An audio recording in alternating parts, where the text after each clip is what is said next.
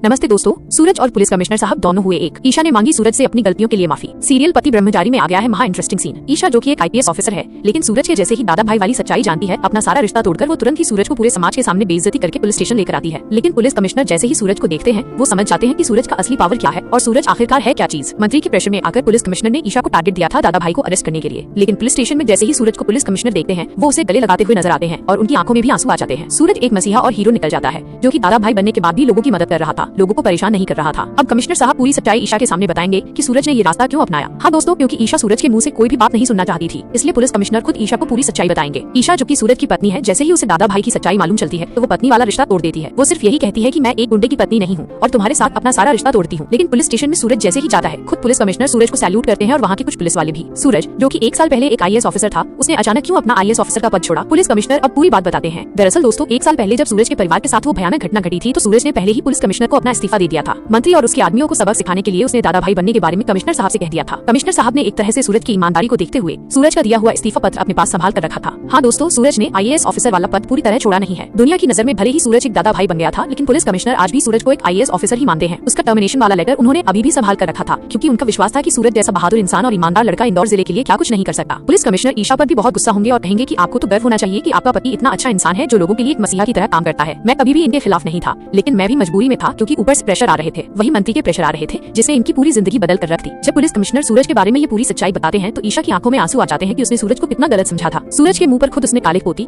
भरी सभा में थप्पड़ भी मारा, बेइज्जती करके सारा रिश्ता तोड़ा और तब जाकर उसे पुलिस स्टेशन लेकर आई थी। लेकिन जब पुलिस कमिश्नर ईशा को ये सच्चाई बताते हैं, तो ईशा को अपनी गलतियों के लिए गहरा पछतावा होने लगता है। वो रोते हुए सूरज से माफी मांगते हुए नजर आएगी। पुलिस स्टेशन में एक अलग ही नजारा देखने को मिलेगा। काव्य, खुशबू भाभी और बंटी, यह सब भी सूरज के इस दूसरे रूप को देखकर पूरी तरह हैरान रह जाते हैं, क्योंकि दोस्तों इन सभी को भी ये नहीं मालूम था कि सूरज भैया आईएएस ऑफिसर वाला पद छोड़ने से पहले क्या नई प्लानिंग कर चुके थे। सूरज ने आईएएस ऑफिसर वाला पद पूरी तरह से नहीं छोड़ा था, उसने पुलिस कमिश्नर से कुछ साल के लिए समय मांगा था। वो अभी भी एक आईएएस ऑफिसर है। उसके परिवार के साथ जो घटना हुई, उसी वजह से ही वो दादा भाई बनकर मंत्री और उसके आदमियों को सबक सिखाना चाहता था। ये सच्चाई सिर्फ सूरज और पुलिस कमिश्नर के बीच में ही थी, इन दोनों के बीच में एक तरह की डील हुई थी। अब पुलिस कमिश्नर अपनी भी सच्चाई बताएंगे कि वो क्यों दादा भाई को अरेस्ट करने के लिए कह रहे थे। वो मंत्री और उसके आदमियों की प्लानिंग बताएंगे कि वे लोग सूरज का एनकाउंटर करना चाहते थे, जबकि जेल के अंदर सूरज बिल्कुल सेफ रहेगा। ईशा जिसने इतनी बड़ी गलती कर दी थी, वो सूरज से अपनी गलतियों के लिए माफी मांगती है और कहती है, सूरज मुझे माफ कर दो, मैं इतनी बड़ी गलती कैसे कर सकती हूँ। मैं तुम्हारा पूरा सच भी नहीं जान पाई कि तुम अपना आईएएस ऑफिसर वाला पद छोड़कर क्यों दादा भाई बने हो। सूरज ईशा से कहता है, ईशा जी आप मेरी पत्नी है और आपकी जगह पर कोई भी पत्नी रहती तो मेरे साथ यही करती। मैं आपसे बिल्कुल भी शर्मिंदा नहीं हूँ और न ही आपसे दुखी हूँ। मैं भी आपके ही रास्ते पर चल रहा था, लेकिन मेरा तरीका थोड़ा अलग था। मैंने आज तक किसी से भी जबरदस्ती पैसा नहीं लिया है और न ही किसी मासूम को परेशान किया है। दादा भाई नाम का जो इंदौर जिले में डर था, वो सिर्फ उन गुंडे बदमाशों के लिए था और उन भ्रष्ट मंत्रियों के लिए था जो लोगों को परेशान करते हैं और लोगों की जिंदगी बर्बाद करते हैं। लेकिन भोले भाले लोगों के लिए दादा भाई नाम एक मसीहा के रूप में जाना जाता था। मैं यही सच्चाई आपको बताना चाहता था। ये सच्चाई मैंने अपनी बहन को भी नहीं बताई है। ये सच सिर्फ मेरे और पुलिस कमिश्नर के बीच था।